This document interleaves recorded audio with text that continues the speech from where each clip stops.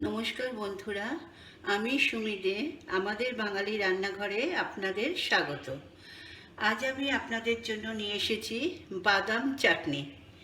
এই বাদাম চাটনির জন্য আমার লাগছে বাদাম, নারকেল কোড়া, কারি পাতা, শুকনো লঙ্কা আর কালো সর্ষে। ব্যাস, তাহলেই হয়ে যাবে। তাহলে আমি এখানে 100 বাদাম নিয়েছি। এই বাদামটাকে আমি শুকনো খোলায় গরম করে নিয়ে এরম করে ছেড়েছি, তাহলেই খোসা ছেড়ে যাবে। এই দেখুন, খোসা ছেড়ে গেল। এরম করে আমি এতগুলো খোসা ছাড়িয়েছি। তাহলে খোসা ছাড়ানোটা দেখিয়ে দিলাম। এইবার আমি কি করব, একটা মিক্সি বলে বাদামগুলোকে নেব।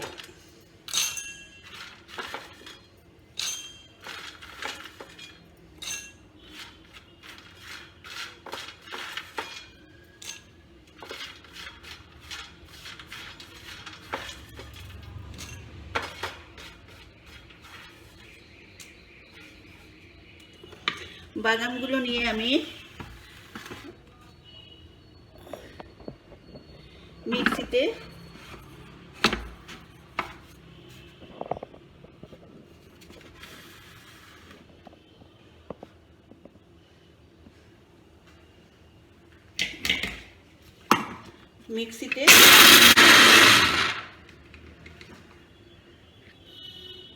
দেখুন একদম ডাস্ট হয়ে গেছে। এর সাথে আমি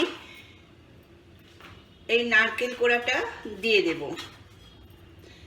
আপনারা নারকেল কোড়াটা একসাথেই দিতে পারেন, আমি আলাদা আলাদা করে নিয়েছি।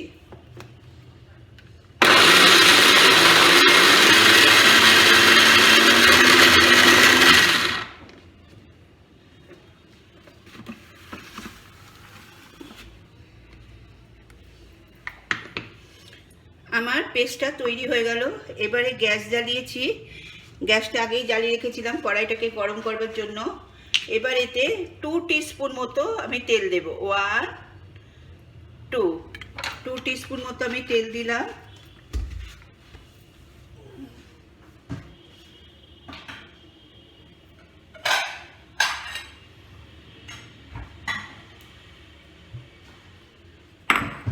হাই ফ্লেম করে দিলাম।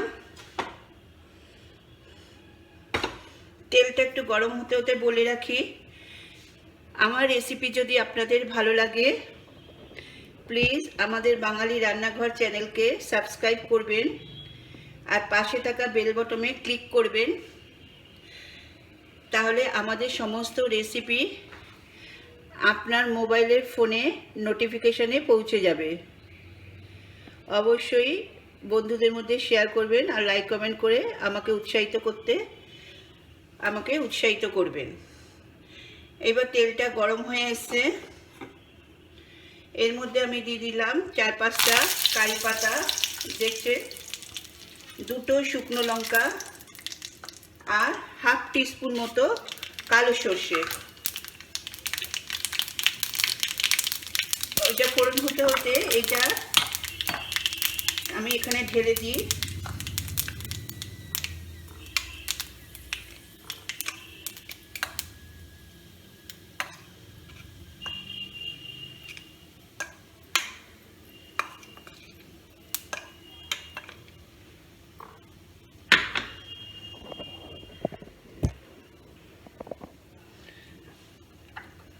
আমার এটা ফোড়ন হয়ে গেছে। এবার এটা এই চাটনিটার মধ্যে আমি ঢেলে দেব। আহা, কি সুন্দর গন্ধ বেরোচ্ছে।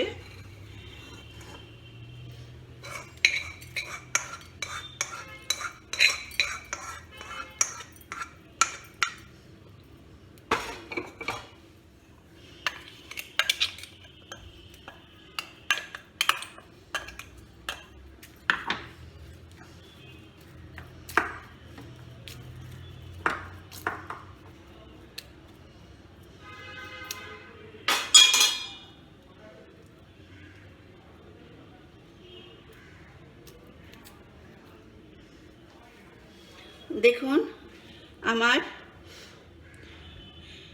বাদামের চাটনি রেডি।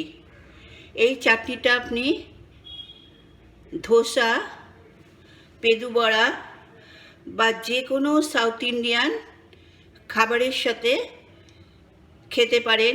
ইডলি অপূর্ব খেতে লাগবে।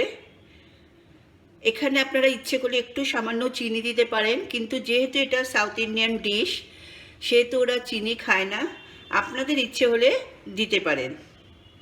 তাহলে কত সহজেই আমি বানিয়ে ফেললাম বাদাম নারকেল কোড়ার চাটনি।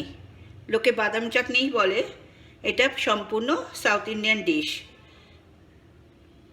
আমি এখনও নুন দিইনি, এবার এতে আপনি নুন দিতে পারেন, নুন দিতে হবে।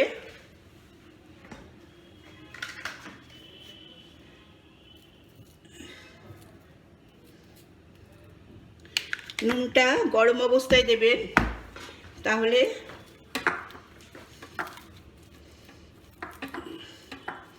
নুনটা গলে যাবে। দেখুন আমার বাদামের চাটনি রেডি। তাহলে আজ আসি, নমস্কার।